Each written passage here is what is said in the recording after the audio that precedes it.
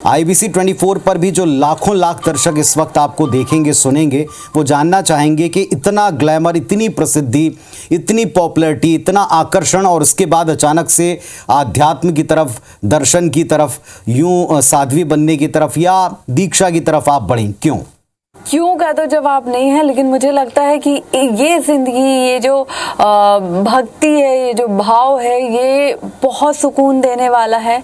और ये जो सुकून देता है वो सुकून आपको कहीं नहीं मिलता है। यहाँ पे आपको कोई फेक शो ऑफ नहीं करना पड़ता। आप जो हो वही आप की पहचान होती है, वही भाव, चाहे बात परम पूज्य गुरुदेव की हो, चाहे बात ईश्वर की हो, सबके सामने ही ना, इनके सामने आपके सिर्फ और सिर्फ भाव मैटर करते हैं कि आपके भाव कितने पवित्र हैं, कितने अच्छे हैं और आप क्या सोच रहे हैं। तो इसी पे मुझे लगता है कि फोकस करना चाहिए। लेकिन कुछ जीवन में ऐसा घटता है हर्षा जी जो हमें प्रेरित करता है।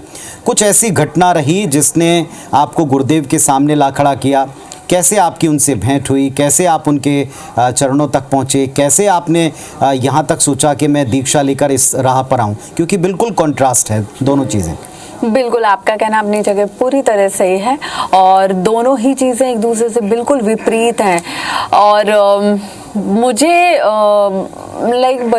बचपन भी नहीं कहूँगी, लेकिन हाँ 10 साल हो गए मेरी ज़िंदगी के, जब मैं गुरुदेव की एक अच्छे गुरु की तलाश कर रही थी, जो मुझे अपनी शिष्य बनाए, अपनी बेटी बनाए और मेरा मार्गदर्शन करे, मुझे हाथ पकड़ के आगे बढ़ाए सही रास्ते पे।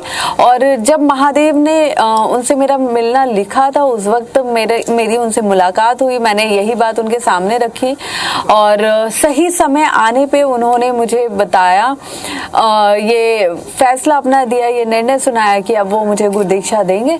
तो बस वो चीज़ हुई।